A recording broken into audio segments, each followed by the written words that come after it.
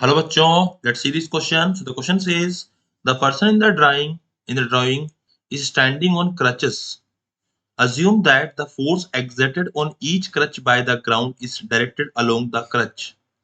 If the coefficient of static friction between a crutch and the ground is 0.9, determine the largest angle theta max that the crutch can have just before it begins to slip on the floor.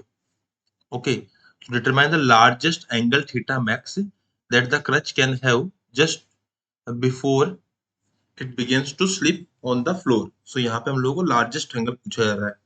So यहाँ क्या बोला जा रहा है? The coefficient of static friction between the crutch and the ground is 0.9. So अभी हम लोगों को क्या करना है? यहाँ पे लिखना है key concept. Okay. So we will write the key concept that will be used here in this question. So the key concept is what? यहाँ पे जो key concept आएगा वो ये आएगा कि हमारा जो फ्रिक्शन की मैक्सिमम वैल्यू हो सकती है it is mu multiply by normal. Okay, this is the main key concept used in this question.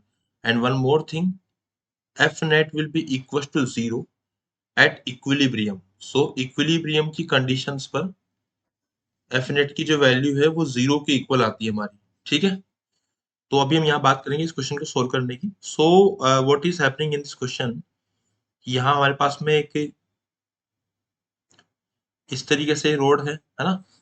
अब यहाँ पे क्या होगा कि एक फोर्स लग रहा होगा इस तरीके से. यहाँ पे हम ये मान लेते हैं यहाँ पे कि इस पर्टिकुलर जो ग्राउंड होगा, ग्राउंड से जो फोर्स लग रहा होगा इसके ऊपर वो लगेगा ऊपर की तरफ नॉर्मल फोर्स. ओके, तो यहाँ लगेगा हमारा नॉर्मल फोर्स. ठीक है, so this angle is theta and हम लोग ये कह देंगे यहाँ पे कि ये जो एंगल जो यहाँ पे नॉर्मल फोर्स इस तरफ लग रहा है एंड इस तरफ लगेगा हमारा फ्रिक्शन फोर्स. ठीक है, इस तरफ फ्रिक्शन फोर्स हमारा लगेगा.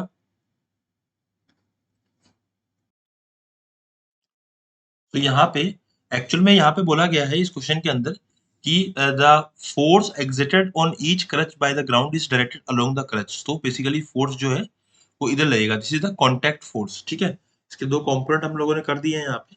तो हम जानते हैं कि जो फ्रिक्शन की मैक्सिमम वैल्यू आती है, this maximum value will be equal to what? Mu into normal. And what is the mu?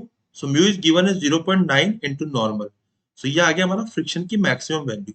अब फ्रिक्शन की मैक्सिमम वैल्यू पर ही हमारा क्या हो जाएगा? एंगल भी मैक्सिमम हो जाएगा. सो मैं यहाँ पे लिखूंगा जो हमारा एंगल आएगा tan थीटा है ना, उसकी वैल्यू किसके बराबर आएगी? तो वो हमारी आएगी फ्रिक्शन बाय नॉर्मल के बराबर. So when I will put the value of friction, so friction की वैल्यू है 0.9, normal divide by normal. So normal cancel out हो जाएगा तो 0.9 बचेगा. तो अगर मैं यहाँ पे लिखूंगा थीटा की वैल्यू तो it will be 10 inverse of 0.9. Okay, so it is matching with option number 1. So option number 1 is the final answer. I hope you understood it well. Best of luck.